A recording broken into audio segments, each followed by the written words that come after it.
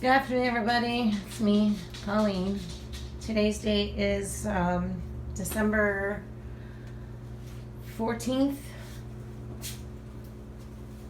It's Thursday. And giving an update video to save my ass. As you can still tell, nobody, and I do mean nobody, has been here from the maintenance company to complete anything at all. I have left multiple messages at the office, at the owner's office, on the owner's cell phone, on the maintenance man's cell phone.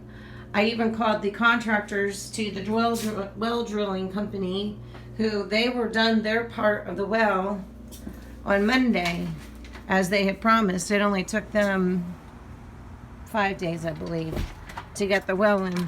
As you can see, there was an old well.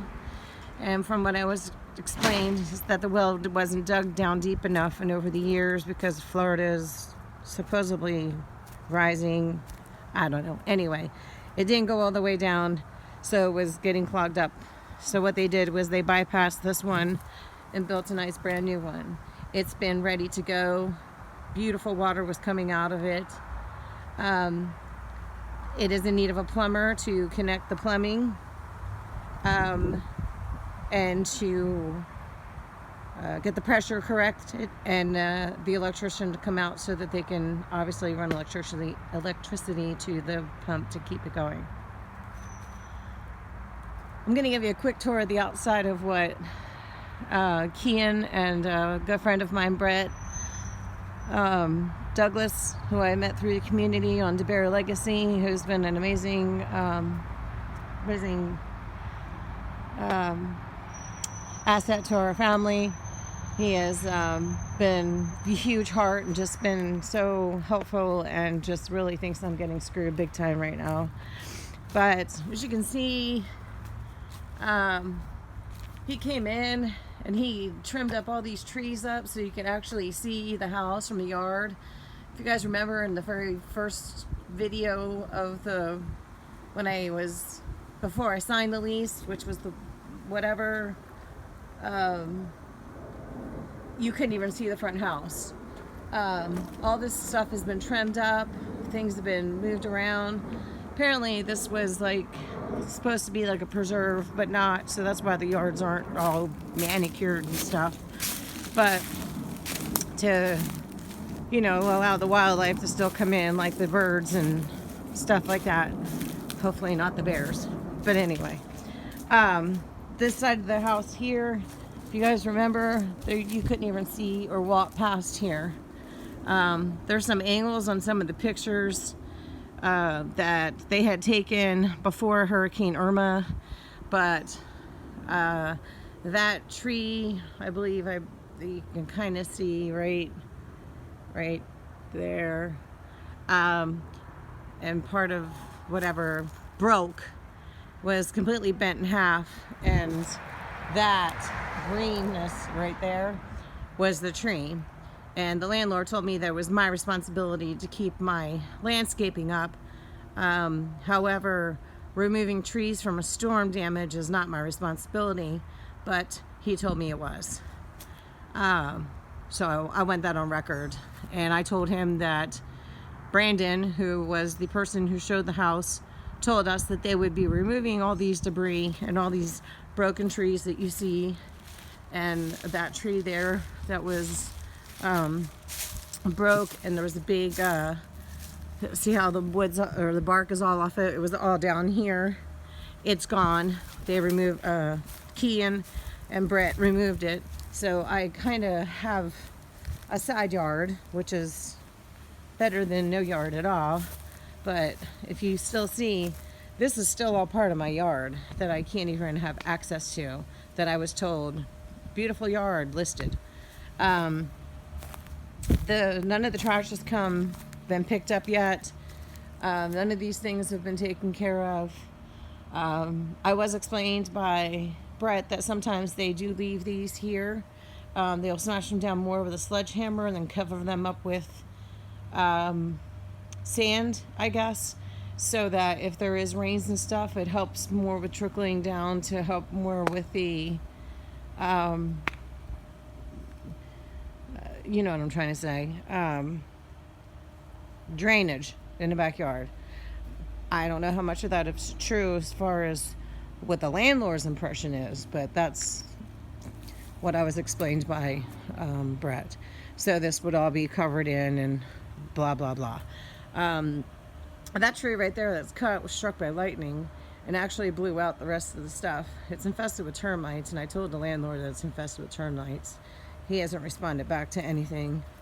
But if he wants to be a douche, that's fine with me. I'm making sure I'm covering my ass at this point. The kids are going to be coming back again a couple times this week to finish pulling the rest of this out, so at least we'll have be able to walk around the house. As I said, I still can't get around my house. All right, so very quickly, I'm going back in the house to let you guys know that I still don't have water. Today is beyond days 10, 7 to 10 days. It's beyond. I did call the code enforcement office at City Hall because of the trees in the backyard is a violation, and because a family moving into a house should not be without water. This should be an emergency situation, and it's not being treated as an emergency. The excuse that I literally got on the phone was, we have other houses that we have to attend to as well. I told him I didn't care about anybody else's houses, that water is a priority and a number one thing, and it is against the law to deny a family of running water, but they don't seem to give a crap. Obviously, like I said, nobody's been here, so we haven't been able to do shit. Here's my laundry. I can't wash it. I don't have the money because laundromats, let's face it, people. Sorry, I look like ass, but that's what you get when you can't freaking take a shower every day. Is that laundromats cost a whole lot of money. And I have been spending money on foods that are easy to prepare without water. And bottles of water for them to drink. Fortunately, we've had a nice neighbor who's allowed us to use her hose outside to fill up buckets for the toilets, like I said before. My dryer is still out here. We still can't fit it through the door. And I can't really unpack anything else until these broken crap is done. I'm about to go to the store. If I had the money right now, I would go to the store, buy locks for all the doors, and put them in myself so I can lock my own freaking doors, because apparently the landlord doesn't give a shit about that as well. I'm still missing the flap on the bottom of my door. The things back here are still broken. If you can see through that window over there, it's still broken. The door's still not whatever. Can't get that dryer in through that door or the other door because whoever the idiots were made them too small. So they're going to have to take the back off my dryer and blah, blah, blah, blah. But you know what? It doesn't matter anyway because I don't have water. Oh, and there's no plug set up in there to plug in a washer and dryer. So, and nobody's been out to this freaking house. I'm so tired of my luck. I'm so sick and tired of fighting for everything just to have some things nice for my kids and have a stable freaking knife for one time. And it's not happening.